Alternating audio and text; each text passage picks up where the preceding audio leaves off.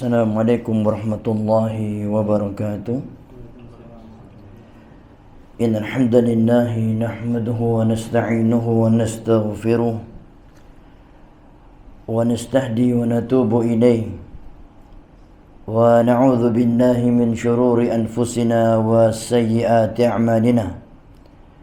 Man yahdihillahu fala mudilla lahu wa man yudlil fala hadiya lahu. أشهد أن لا إله إلا الله وحده لا شريك له وأشهد أن محمدا عبده ورسوله صلى الله عليه وعلى آله وصحبه وسلم تسليما كثيرا. أما بعد فإن أصدق الحديث كتاب الله وخير الهدى هدى محمد صلى الله عليه وسلم وشر الأمور محدثاتها فإن كل محدثات بدعة وكل بدعة ضلالة وكل ضلالة في النار. معاشر المسلمين رحمني ورحمكم الله وبارك الله فيكم. Dari Amir bin Qais, dari Amir bin Abdi Qais. Amir bin Abdi Qais pernah ditanya ketika dia bermalam di luar rumahnya, ketika di malam hari mungkin dia tidur di luar rumahnya atau bergadang di luar rumahnya, maka dikatakan kepadanya, wahai Amir bin Abdi Qais, tidakkah engkau takut dengan singa yang ada di malam hari di luar rumahmu? Tidakkah engkau takut dengan terkaman hewan buas? Karena memang dahulu, di zaman dahulu, hewan-hewan buas itu masih berkeliaran di pemukiman manusia. Maka ketika malam hari sangat mengkhawatirkan jika seseorang diterkam secara diam-diam oleh hewan-hewan buas yang ada di luar rumahnya di malam hari. Maka dikatakan kepadanya, tidakkah engkau takut kepada singa yang ada di luar rumahmu ketika di malam hari? Maka beliau menjawab, inni la astahyi min rabbi an akhafa syai'an dunahu. Sesungguhnya aku, kata beliau, malu kepada Rabbku jika aku takut kepada selainnya. Jadi takut dengan singa, Amr bin Qais itu malu. Jadi Amir bin Qais, beliau berusaha menumbuhkan rasa takut hanya kepada Allah. Sampai pun kepada hewan-hewan buas, Amir bin Qais bin Abdi Qais tidak mau menumbuhkan rasa takut kepada hewan-hewan buas tadi, karena khawatir atau karena malu kepada Rabbul Alamin, Allah Subhanahu wa ta'ala. Maka begitulah kuatnya rasa takut seorang hamba yang beriman kepada Allah. Dia takut hanya kepada Allah, dan akhirnya segala sesuatu selain Allah tidak ada yang dia takuti. Andai pun dia takuti, itu pun takutnya karena Allah Subhanahu wa ta'ala. Kita masuk pada pembahasan kita, yaitu tentang beriman kepada hari akhir. Beriman, ucapan yang sangat ringan di lisan. Ucapan aku beriman adalah ucapan yang sangat mudah diucapkan oleh lisan manusia. Tetapi pada kenyataannya, mengamalkannya tidak semudah mengucapkannya. Menjalankan konsekuensi dari ucapan keimanan tidaklah semudah daripada sekedar melafazkannya. Dan kenyataannya banyak di saat ini, kita semua hanya mampu mengucapkan beriman, tetapi amalannya sangat jauh dari nilai-nilai keimanan.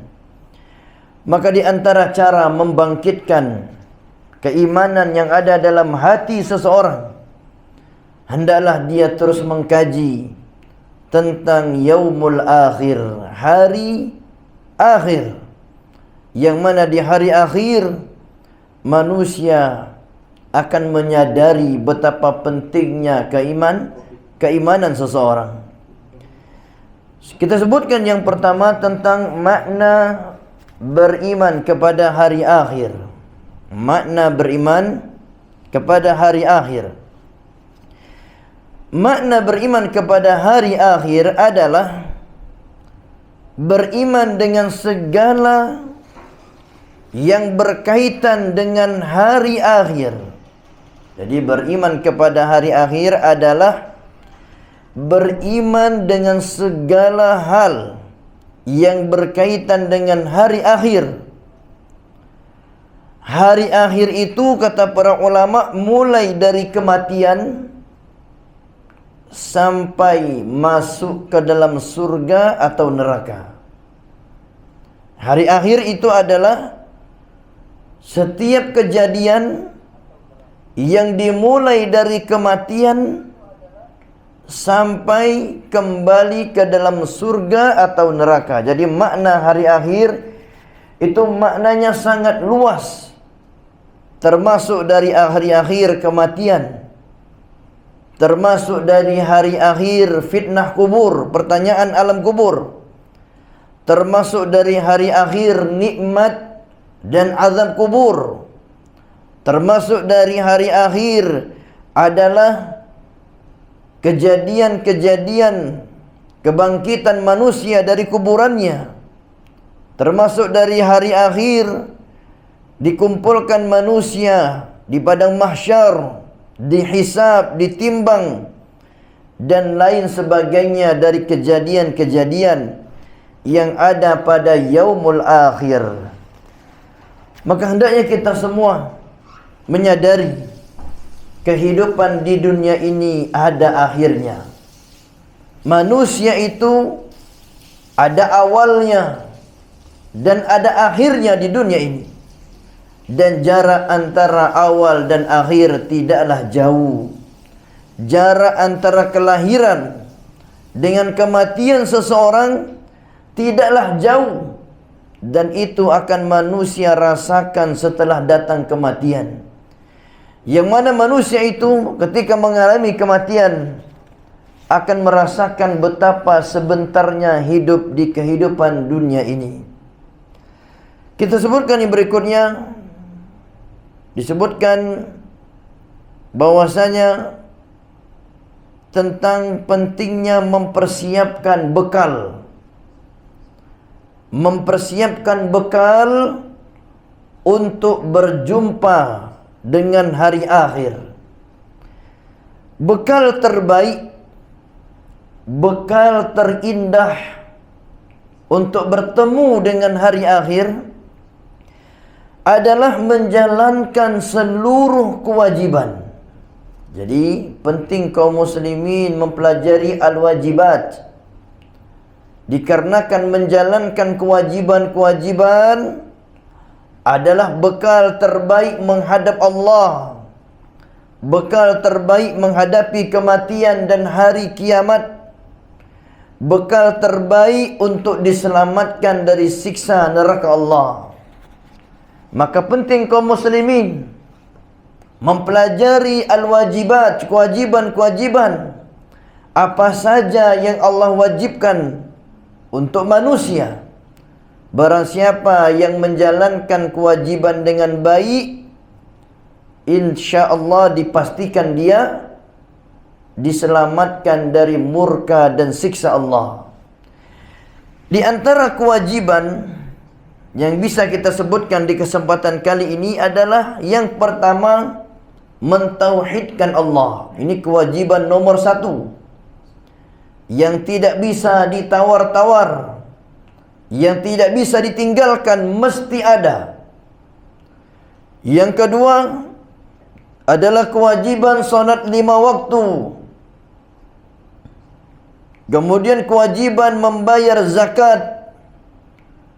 Kemudian kewajiban puasa Ramadan, kewajiban berhaji. Kemudian di antaranya berkewajiban berbakti dengan kedua orang tua. Kalau seorang istri berkewajiban mentaati suaminya, maka hendaknya kita semua perhatikan seluruh kewajibannya yang pertama kali. Karena syarat atau ketentuan agar mendapatkan ridha dan rahmat Allah adalah menjalankan kewajiban. Setelah kewajiban-kewajiban, hendaknya diamalkan amalan-amalan sunnah. Seperti salat sunnah, puasa sunnah, sedekah sunnah, membaca Al-Quran, menuntut ilmu agama, zikrullah, berjihad, dan lain sebagainya dari antara amalan-amalan salih yang Allah Tabaraka wa Ta'ala perintahkan, anjurkan kepada kaum muslimin. Di antara bekal menghadapi hari akhir adalah meninggalkan kemaksiatan. Kalaulah ditanya, mana yang lebih utama? Meninggalkan kemaksiatan apa salat tahajud? Mana yang lebih utama? Meninggalkan kemaksiatan apa puasa sunnah Senin Kamis? Maka jawabnya, meninggalkan al-ma'asi, kemaksiatan dan dosa, itu lebih utama daripada amalan sunnah, lebih utama dari tahajud, lebih utama dari puasa sunnah. Dikarenakan meninggalkan kemaksiatan hukumnya wajib, sementara salat tahajud dan puasa hukumnya sunnah. Mengutamakan yang wajib itu lebih penting daripada mengamalkan sunnah. Maka besarlah pahala meninggalkan dosa, besarlah keutamaan meninggalkan dosa dibandingkan mengamalkan amalan sunnah. Maka hendaknya kita semua jangan terkecoh dengan banyaknya amalan sunnah tetapi juga banyak dosanya. Bisa jadi, kata para ulama, satu dosa bisa mengalahkan pahala seumur hidupnya. Bisa jadi satu dosa menghancurkan pahala seumur hidupnya. Itu menunjukkan meninggalkan dosa lebih utama daripada melakukan amalan-amalan yang sifatnya sunnah. Maka meninggalkan kemaksiatan merupakan termasuk bekal terbaik menuju negeri akhirat, yang mana telah kita ketahui dosa itu banyak jumlahnya. Ada dosa kecil, ada dosa besar. Dan dosa besar terbagi dua. Ada dosa besar yang paling besar, yang tidak diampuni oleh Allah, seperti kemurtadan, kemusyrikan, kekufuran besar. Ada juga dosa besar yang di bawahnya. Dan sungguh banyak kalau kita sebutkan contoh dosa seperti berzina, mencuri, memakan harta riba, melakukan riba, durhaka dengan orang tua, membunuh tanpa hak, dan lain sebagainya. Dan masih banyak dosa-dosa yang tidak kita sebutkan di kesempatan kali ini. Intinya, untuk menghadapi hari akhir butuh bekal. Bekal yang pertama adalah amal soleh. Bekal yang kedua adalah meninggalkan kemaksiatan kepada Allah Subhanahu wa ta'ala. Yang berikutnya, ada 4 perkara yang apabila diamalkan bisa menghapus dosa.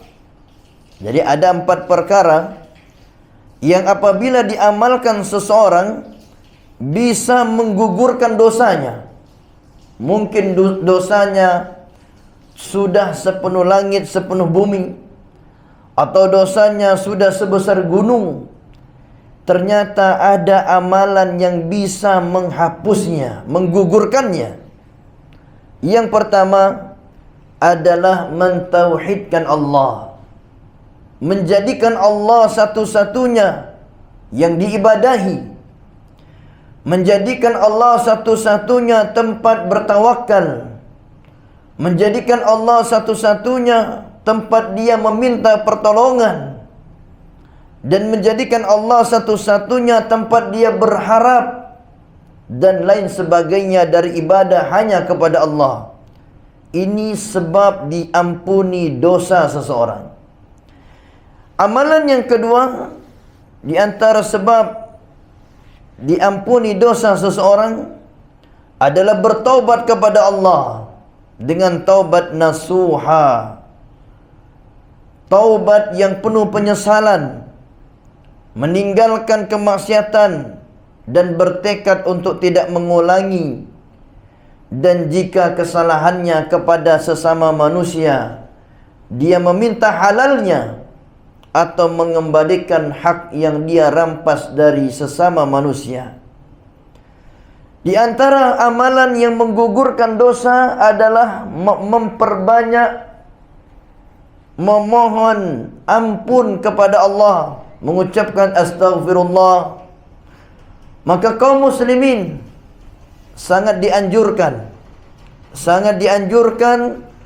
mengucapkan astaghfirullah sebanyak-banyaknya. Pagi dibaca 100 kali, kemudian sorenya dibaca 100 kali. Dan membaca astaghfirullah tidak mesti duduk di masjid. Boleh dibaca sambil berkendaraan, boleh dibaca sambil menunggu dagangan, boleh dibaca sambil melakukan aktivitas-aktivitas duniawiyah. Tidak ada alasan untuk meninggalkan mengucapkan astaghfirullah wa atubu ilaih. Karena ucapan ini adalah ucapan yang membangkitkan kebahagiaan, mendatangkan kebahagiaan, dan menghilangkan kesedihan. Maka barang siapa yang banyak bersedih, kami ingatkan untuk dia memperbanyak taubat kepada Allah dengan mengucapkan astaghfirullah wa atubu ilaih sebanyak-banyaknya. Kalau dia bisa baca 100 kali, itu bagus. Kalau perlu dibaca 200 kali. Kalau perlu dia baca ribuan kali dalam sehari semalam. Karena ucapan ini adalah ucapan yang mengandung berkah. Maka orang-orang yang banyak mengucapkannya akan diberkahi di dunia wal akhirah. Di antara amalan yang menggugurkan dosa adalah beramal soleh, seperti salat, berpuasa, bersedekah, berbakti dengan kedua orang tua, membaca Al-Quran, berzikir, menolong orang lain. Maka seluruh amal soleh akan menggugurkan dosa-dosa yang dia lakukan. Maka hendaknya kita semua bersemangat beramal soleh, walaupun mungkin hanya membaca Al-Quran 1 ayat saja, atau 1 halaman, atau 1 lembar. Yang lebih bagusnya lagi 1 juz dalam sehari. Dikarenakan amal soleh selain bernilai pahala, juga menggugurkan dosa. Itu menunjukkan besarnya keutamaan amal soleh. Kemudian yang berikutnya di antara amalan yang menggugurkan dosa adalah bersabar. Ketika mendapatkan musibah, sabar. Ketika mendapatkan hal yang tidak menyenangkan hatinya, jiwanya, bersabar. Karena kesabaran adalah ibadah dan amal soleh maka kesabaran itu menggugurkan dosa seseorang. Dan ternyata setiap masalah tidak ada yang jelek ketika dihadapi dengan syukur dan dihadapi dengan kesabaran. Kemudian beriman kepada hari akhir adalah beriman dengan adanya kematian. Kullu nafsin dha'iqatul maut. Setiap yang mati, setiap yang bernyawa pasti akan mati. Setiap yang bernyawa pasti akan datang kematiannya. Maka kalau ditanya, sekarang apa yang kita tunggu sebenarnya? Maka jawabnya, yang kita tunggu pada hakikat yang sebenar-benarnya adalah hanyalah kematian. Adapun yang kita tunggu hari esok, atau hari esoknya lagi, atau kita tunggu bulan depan, atau tahun depan, dari perkara dunia, yang kita tunggu itu tidak ada yang pasti. Tetapi itu hanya rencana yang Allah menetapkannya dan mengaturnya. Adapun yang pasti, kata Allah, kullu nafsin dha'iqatul maut. Yang pasti kalian tunggu, kata Allah, hanyalah kematian. Kematian akan menyadarkan orang-orang yang terlena dalam waktu yang panjang. Maka di antara beriman dengan kematian, beriman dengan pertanyaan alam kubur, yang mana barang siapa yang memasuki alam kubur akan ditanya oleh malaikat Munkar dan Nakir, man rabbuka, siapa Rabbmu? Maman nabiyuka, siapa nabimu? Wa madinuka, dan apa agamamu? Maka tidak bisa menjawabnya kecuali orang-orang yang beriman. Menjawab pertanyaan alam kubur itu bukan dengan teori, hafalan, tetapi menjawab pertanyaan alam kubur adalah dengan praktek amalan yang membuktikan keimanan seseorang itu jujur kepada Allah dan Rasulnya. Maka apapun yang kita amalkan, apapun yang kita imani, adalah modal untuk menjawab pertanyaan di alam kuburnya.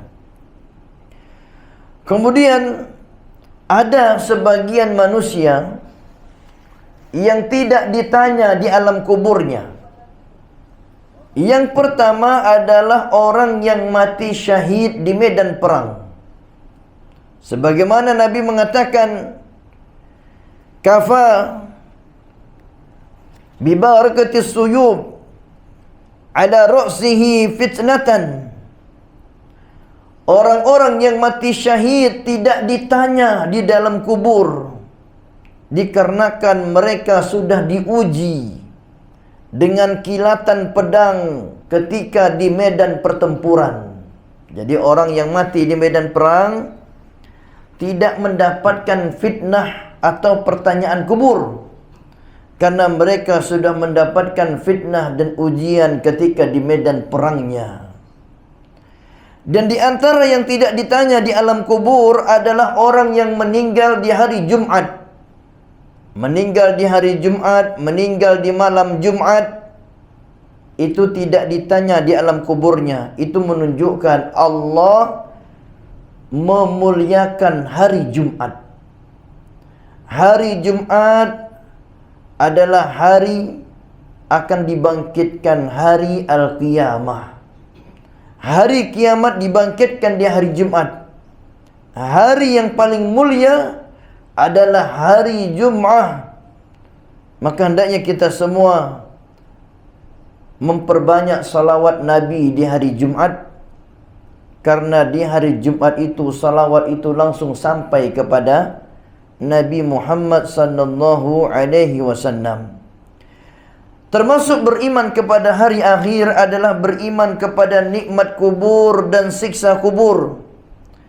Disebutkan di dalam hadis, di antara nikmat kubur adalah diberi permadani dari surga. Jadi ketika masuk kuburan, jangan kita kira orang beriman itu tidur di tanah. Keliru. Orang yang beriman ketika masuk kuburan akan diberikan permadani tempat dia berbaring dari surga. Yang kedua, kata Nabi, nikmat kubur akan diberikan pakaian dari surga. Jadi pakaiannya dari surga. Nah, tapi kan itu kan kain kapan. Masa kain kapan disebut dengan pakaian surga? Yang kita lihat itu alam dunia. Adapun mereka sudah masuk alam barzakh. Beda alam dunia dengan alam barzakh. Yang kita lihat kapan itu alam dunia. Adapun di alam barzakhnya, penghuni kubur itu pakaiannya pakaian dari surga. Dan tidak bisa dilihat oleh manusia yang masih hidup di dunia ini. Yang ketiga, nikmat kubur adalah akan dibuka pintu menuju surga. Jadi di kuburannya itu ada pintu, dan dia bisa melihat dari situ keindahan surga.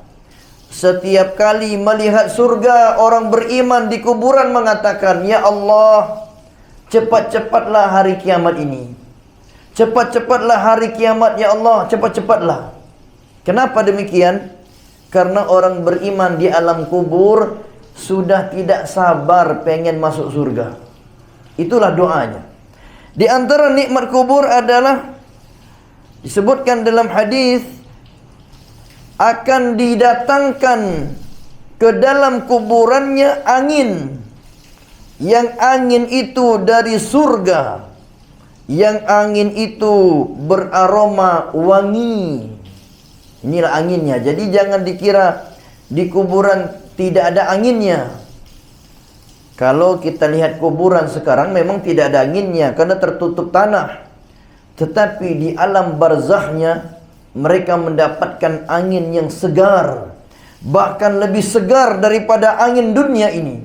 Makanya disebutkan oleh para ulama berdasarkan hadis, semua penghuni kubur yang beriman tidak mau kembali ke dunia. Kenapa tidak mau kembali ke dunia? Karena mereka telah merasakan nikmat kubur yang jauh lebih besar daripada kenikmatan dunia. Di antaranya lagi disebutkan nikmat kubur adalah seseorang akan diluaskan kuburannya sejauh mata memandang. Akan diluaskan kuburannya sejauh mata memandang. Kemudian yang terakhir di antara nikmat kubur adalah akan ditemani oleh seseorang yang berwajah tampan, berwajah bagus, berwajah elok, yang itu merupakan jelmaan dari amal solehnya selama di dunia.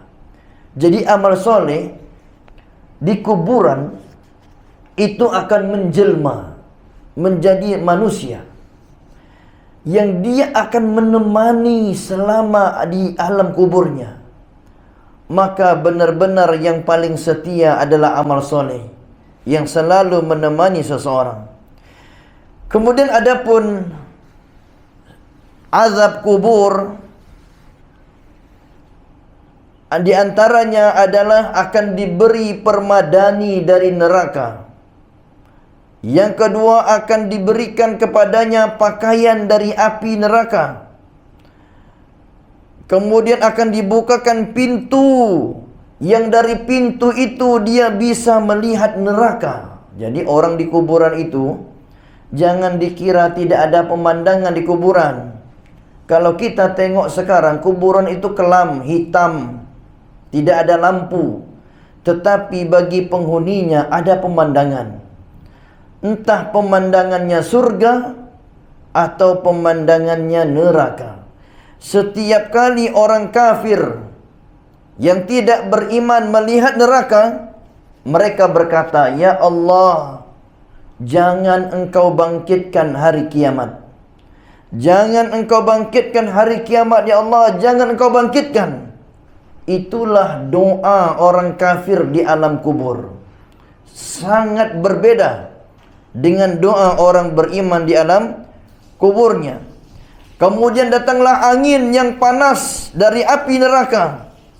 Kemudian kuburannya disempitkan sampai remuk tulangnya.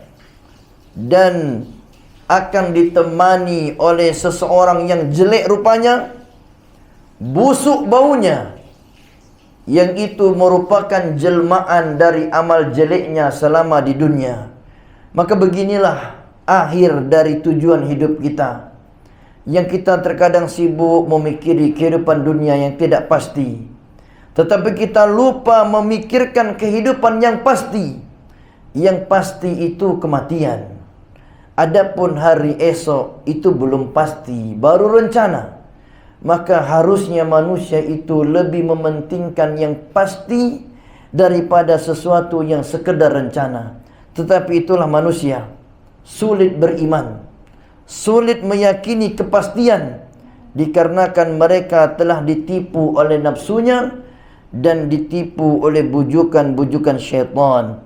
Maka itulah yang bisa kita sampaikan dari keimanan kepada hari akhir. Dan insyaAllah di pertemuan berikutnya kita sebutkan dari beriman kepada hari akhir yang berikutnya, dari keimanan-keimanan yang terkandung dari cakupan beriman kepada hari akhir. Dan hendaknya kita pelajari tentang hari akhir ini, karena hari akhir itulah awal memasuki hari yang sebenarnya. Kematian awal dari keabadian. Kematian awal dari kehidupan yang tidak akan merasakan kematian lagi setelahnya. Kematian adalah pintu surga dan pintu neraka. Maka jadikanlah kematian kita pintu menuju surga. Jangan jadikan kematian kita sebagai pintu menuju siksa dan murka Allah Subhanahu wa ta'ala. Maka mari kita semua bertobat kepada Allah, mengisi waktu kita dengan amal soleh, meninggalkan dosa-dosa. Sesungguhnya dosa adalah nikmat yang secuil dan kesengsaraan di baliknya sangatlah besar. Dan hendaknya kita semua jangan tertipu dengan dosa. Dosa itu hanya menyengsarakan, bukan membahagiakan jiwa-jiwa manusia. Wallahu ta'ala a'lam bis-shawab. Naktafi bihadza, kita cukupkan sampai di sini kajiannya. Subhanakallahumma wa bihamdika, asyhadu an la ilaha illa ant, astaghfiruka wa atubu ilaik. Assalamualaikum warahmatullahi wabarakatuh.